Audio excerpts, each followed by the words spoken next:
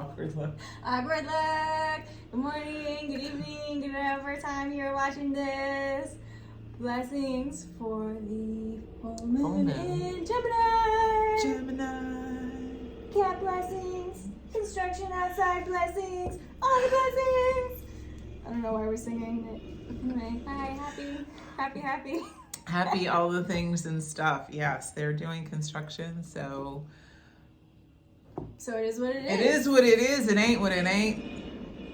It's gonna be what it's gonna be, and here we are. Here we are anyway. Yeah, so doing the thing. As I was saying to Claire just now, like, it's a good reminder for me of done is a hell of a lot better than perfect. Yeah. And definitely. Usually. Mostly. Yeah. You know, Perfect doesn't exist. Perfect doesn't exist. And if if we're waiting for, if I or we, whomever this applies to, waiting for ideal conditions, and that's like been a real consistent classroom that I have to return to in this Earth School of learning that ideal conditions are fantastic, but don't hold your breath. And so how can you just get done what you need to get done regardless of whatever conditions that are going on around you? I love that. So. And like adding on from your don't hold your breath, like keep breathing throughout the imperfect conditions. It's so funny you say that. Of course it is. Because if I had a dime for how many healthcare providers and yoga instructors and physical therapists and Reiki practitioners have said, you don't breathe. Step number one of being alive, breathing. Nothing's going down without it. I remember the first little girl who said, I say little girl because she was very young, that she was a new a student physical therapist in Philly when I first, fell. And she was like, for the amount of not breathing you do, you should be dead. Breathe. And I was like, oh my God. She's like, you don't breathe. And I realized that it's very much a trauma response. Ooh, yes. Yes, it is. Brace for impact, which as a former flight attendant, which is where I fell, it's literally brace, like your commands that you shout in the event of an incident. Brace, heads down, stay down, brace. Depending upon what's happening, there's certain commands that we have to shout to the cabin. And so it's a brace. And so part of you're in permanent brace mode. I'm in permanent brace for impact mode, which maybe there's time and a place in certain conditions. There definitely is. But at the same time, it's a nod to that not breathing as we begin a video about an air sign full moon. Air sign, Gemini. Okay, we're done. That's it. There you go. Cheers. Claire, there's your wisdom for the day. Claire Keep breathing. Coffee. Thank you. Welcome. Thank you so much. Love you too. Thank you. And one of my favorites, mocha. One of my absolute favorite things from my favorite coffee shop. Come to New Orleans, get some CC's. Get some CC's. All right, sponsored by CC's. Sponsored Y'all by heard that CC's. CC's? You want to sponsor us? Call us. No, just text. Because we do love your coffee. Yeah, don't call. Text. And we do love your coffee, so it's, sincere endorsement, believe me. Cheers. Ching. Anyway, so let's talk about what's going on up in the sky. Sagittarius season, Sun in Sagittarius, my sign, truth, authenticity, all the things. We got Mercury retrograde coming to an end, station direct at the same time of the full moon in Gemini. So we got full moon, illumination, Gemini, Mercury, all about communication. So I think we're gonna be revealing some truths and seeing some other sides of the conversation coming to light. That has happened personally. We're seeing that. We're seeing that collectively. I think we're gonna see that personally. You yourself might be the person who wants to it's time to spill my guts. I need to call this person I haven't talked to. It's time for me to write some poetry. Truth, y'all, truth. And as a Sagittarian who is like truth at all costs, and sometimes that, hurts the feelings of other people, take a lesson from the Gemini. Friendship is important. Being social is important. You can share the truth and also like be gentle about it. And a light Have Gemini playful. fun, connectivity. You don't gotta like with the truth. Right. That Batman meme. Exactly. Y'all don't gotta do that. Take a little Sagittarius with your Gemini, a little Gemini with your Sagittarius, I guess. I love that. That's what I gotta say. I love that. And as we're in Mercury retrograde, or Mercury is retrograde, While we're filming this, it's in retrograde. while we are filming this, it is still retrograde. And it makes me think about how can we use that energy in a positive way of revising, like, when with retrograde planets, add the prefix revise, revisit, rethink, re-edit, review. Oh, yeah. And it's funny because the thing that we were just talking about when I was getting ready, We talked about 5,000 things. that is 100% fair. The thing that you took notes on, Oh, yeah. and you were like, oh yeah, and I was like, can you give me information, help me to do the thing? And you were like, yeah, that thing. That thing. That's a revisiting of something that's been a plan, an idea, a notion of mine for a long time. So it's making me see, oh yes. So retrograde time is not a time to do something brand new, fresh, uncharted. It's the where you get the benefit that I've learned with retrograde is the things that are not yet finished, or the things that may be finished, but how can I review, tweak them, and improve on those. And as I always say, not a professional astrologer, but my dime store version, Mars retrograde. Yeah. And with Mars, And Leo, right? I think it is in Leo. Yeah. Oh, that explains a personal situation as I even think about it. So Mars retrograde with Mercury retrograde, to really add to what you said about how can we, as we might discover some truths in a very bold Leo, bam, in your face kind of a way. Yeah. How can we have a love fest? How can we watch our temper with all of that Mars energy and some Leo? It's like, especially if you get hit with one of those Gemini and a truth bomb. And that truth bomb can be, a download of your own awareness. That can be a download of you looking at you like, yes, that's like Gemini in the mirror. You okay? my own. No, yeah, it's silly. Why does it be like face planted with the cat? Oh, no. That's the slap of when you have to bitch slap your own self, or when your spirits bitch slap you, like, hey, come here, tell you something. Snap out of it, like Cher and Moonstruck. Snap out of it. So it could be those internal conversations of self-awareness, or that from our spirits, for those of us who have connections and communication with spirits that walk with us, but also conversations externally with other people, conversations that somebody might say, hey, let me ask you a question about a certain situation, where it's like, oh, that question that they asked shed light on something that's been right there in your peripheral vision, and now them saying, I noticed a thing, and then you're like, oh my gosh, that is so true about that situation. Wow.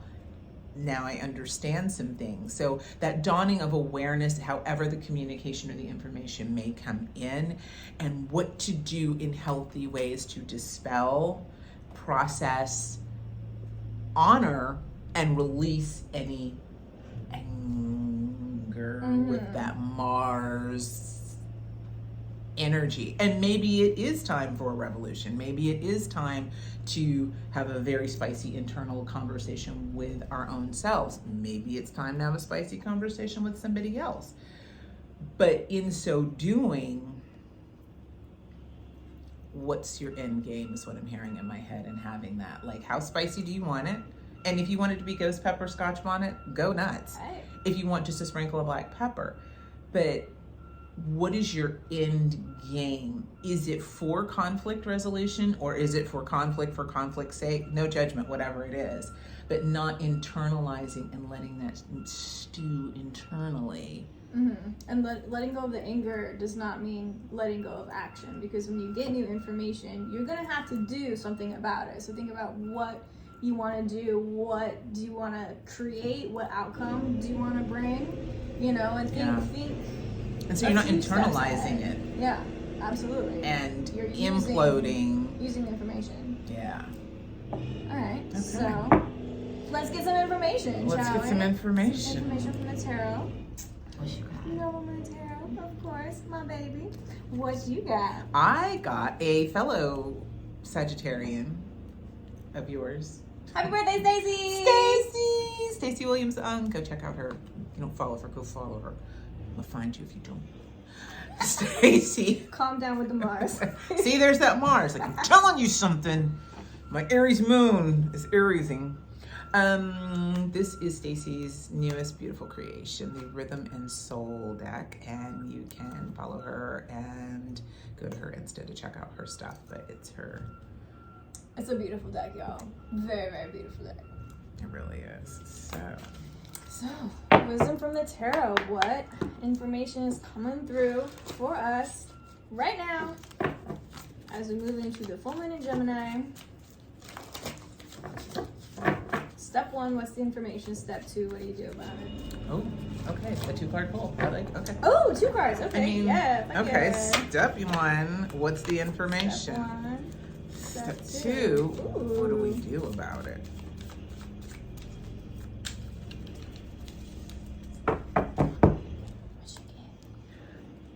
I'm a three cutter. Okay. I'm a 3 cutter.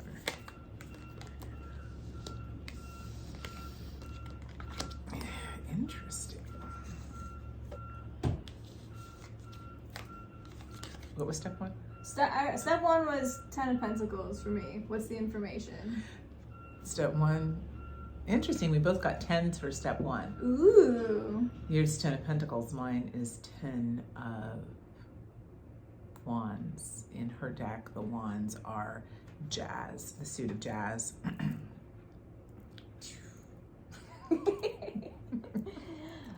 So I had a realization recently about 10s, which maybe this is silly and I should have known this all along, but I was telling you I was teaching a tarot workshop, and teaching is so cool because it helps you realize what you actually know. And I had the aces through 10s all end up of all of the different suits, and the ace through the 10, of course, is the journey of the concept that we're exploring. So like Pentacles, which I pulled in this case, is, groundedness, earthy stuff, money, abundance, material goods, and then you have all the other suits. But the only 10 being culmination, that was worthwhile was 10 of Cups. All of the others, 10 of Pentacles, it's like, okay, yeah, we got our money, we got our stability, but the family relationship is maybe kind of strained. 10 of Wands is like, oh, there's so much stuff I gotta carry. 10 of Swords is 10 of Swords. get some acupuncture.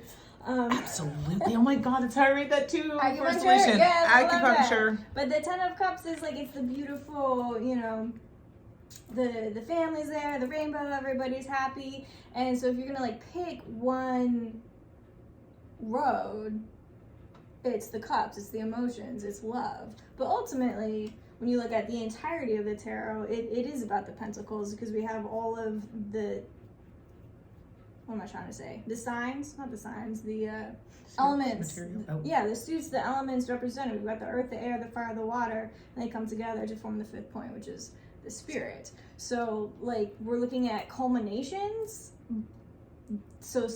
but not culminations, if that makes sense. It does. This part of the thing is done, but the overall picture is not done. How do we incorporate other things, Other elements, to get components, the full completion, if that makes sense? Wow. I hope that Yeah. makes sense. It made sense to me. Okay, good. Hope it made sense to y'all. Yeah, it totally made sense to me. Looking at the pentacle in and of itself. Oh, we are pentacle sisters now. Silver and gold. One is silver and the other gold. Not the Girl Scouts. The 4 points, the 5 points, and 4 being the 4 different elements, and again, 5th, spirit, and then encircling all of them together. Everything coming together. I love it.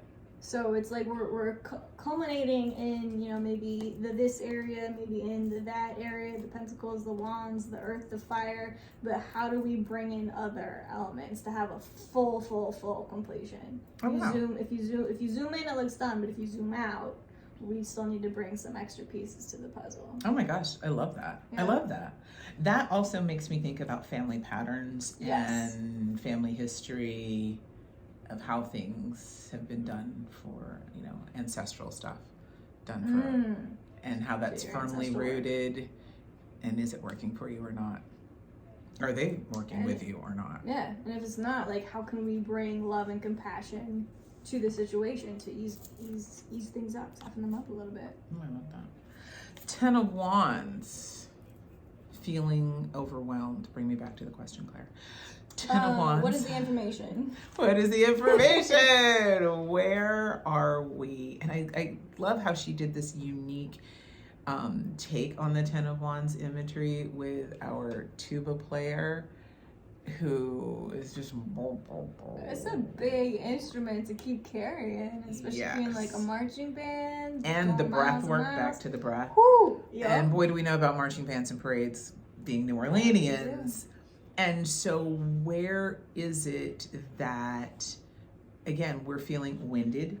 Back to what you said, maybe coming back to breath meditations, breath work, so that we can feel more energized, more revitalized, and what things are just too much or too awkward for us to have to carry. Is it ours to carry at all?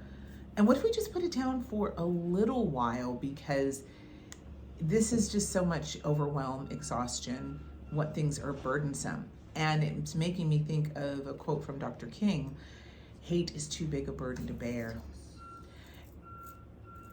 Oh, I could do a whole TED talk, but we're gonna keep it short. Tune back in later for the TED talk. Tune back in later for the TED talk.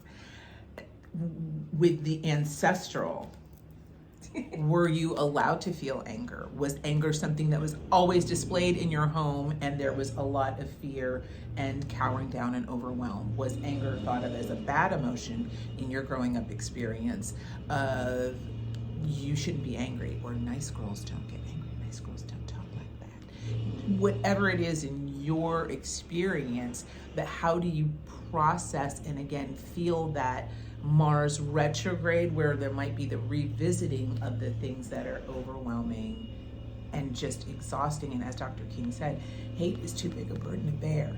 But oftentimes not always, but I do find that people may have to go through that and experience, especially clients that I've found who anger was not an acceptable emotion in their growing up, in their ancestral family experience. And so once they find it, they're like a kid with a new toy, like, oh, I'm just gonna start setting shit on fire all over the place. And going through that to be like, as Buddhists say, it's holding on to that hot coal with the intention of waiting for the perfect moment to throw it at somebody, but where is it burning us? And as I say that word hate,